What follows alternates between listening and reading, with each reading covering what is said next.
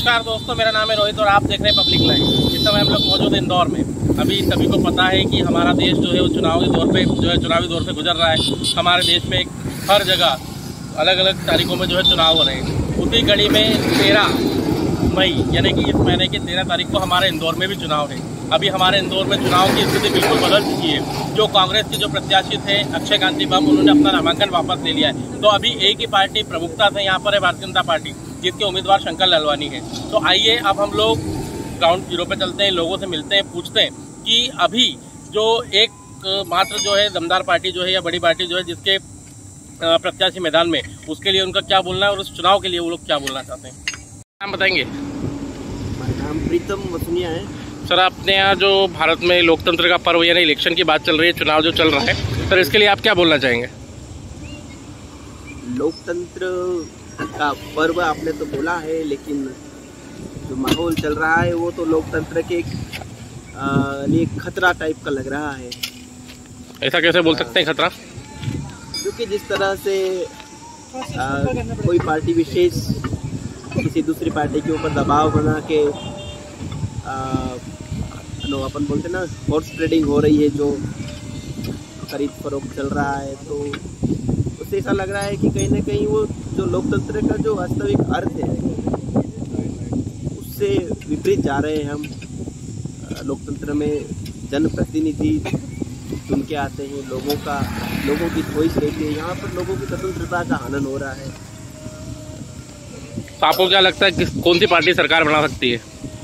Party विशेष की बात तो नहीं करेंगे, लेकिन अगर फ्री एंड फेयर इलेक्शन हुए तो जो पिक्चर है वो कुछ और हो सकती है। लेकिन अगर धांधली वगैरह करके जीतते हैं तो फिर वही जिनका दबदबा है वही जीतेंगे। अपना नाम बताएंगे? मेरा नाम जॉनसन बेस्ट है। हाँ सर, जो अभी अपना लोकसभा चुनाव का जो चल रहा है पूरा भारत में, हर दिन जो है कहीं ना कहीं किसी न किसी राज्य में चुनाव है। तो हमारे इंदौर में 13 तारीख को चुनाव है सर, उसके लिए आप क्या बोलना चाहेंगे? इसके लिए यही बोलना चाहेंगे कि जनता को कम से कम सोच विचार करके जो उनके भविष्य के लिए, जो देश के हित के लिए कार्य करे, उन जैसे नेताओं को चुने।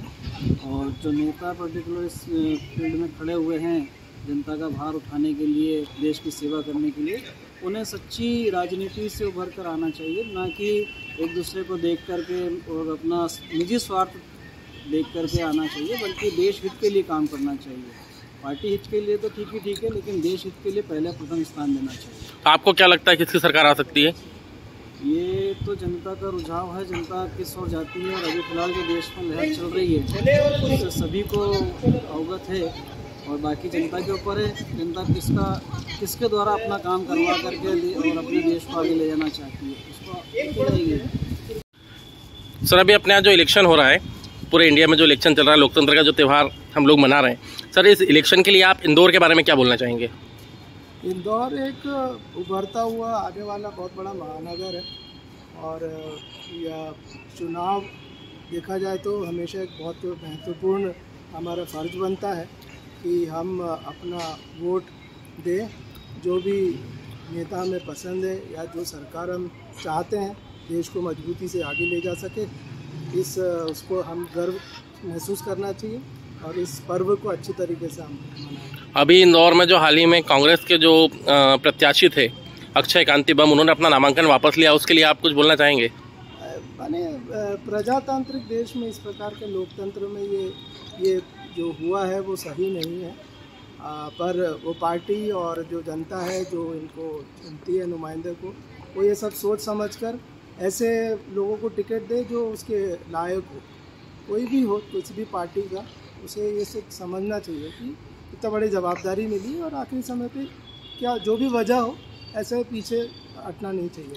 आपको क्या लगता है कि केंद्र में किसकी सरकार आएगी और कौन प्रधानमंत्री बन सकता है? इसके बारे में तो अभी जो माहौल चल रहा है उसके हिसाब से भाजपा। सर, जो लोकतंत्र का त्यौहार इस समय हमारे पूरे भारत वर्ष में चल रहा है, पूरे देश में चल रहा है, और उसी की कड़ी में अभी 13 तारीख को हमारे इंदौर में भी चुनाव है।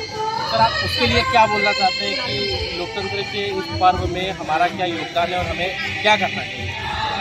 देखिए, लोकतंत्र के पर्व में हमें पूरे उत्साह के साथ सम्मिलित होना चाहिए। हर नागरिक को अपना वोट देना चाहिए, ये हमारा अधिकार है।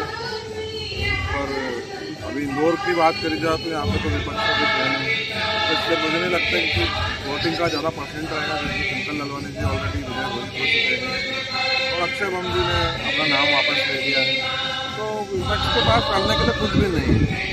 आम आदमी पार्टी और इसके अलावा जितनी भी पार्टी थी, जो इंडिया अलायंस वाली, उन्होंने अपना उम्मीदवार नहीं उतारा था, क्योंकि कांग्रेस ने अपना उम्मीदवार उतारा था और उस उम्मीदवार ने कांग्रेस छोड़ दी है। ललवानी जी ऑटोमेटिक जीते हुए हैं, तो वोटिंग का प्रतिशत कम रहेगा, तो जीते की तो जीती है, क्योंकि सामने कोई लड़ने वाला है ही नहीं।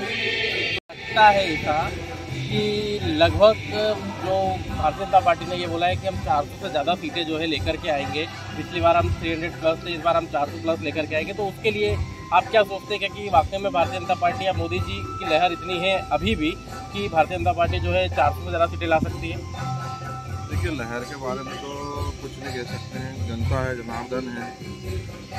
400 प्लस आएगी नहीं आएगी ये तो समय बताएगा, क्योंकि जिस दिन हमारे आकलन से कुछ नहीं होता है, जनता के मन में क्या हम नहीं जानते। ठीक है, पर जीत तो बीजेपी रही, सब जानते हैं। कितनी लीड से जीत रही, कितनी सीट से जीत रही, वो देखना जरूरी है।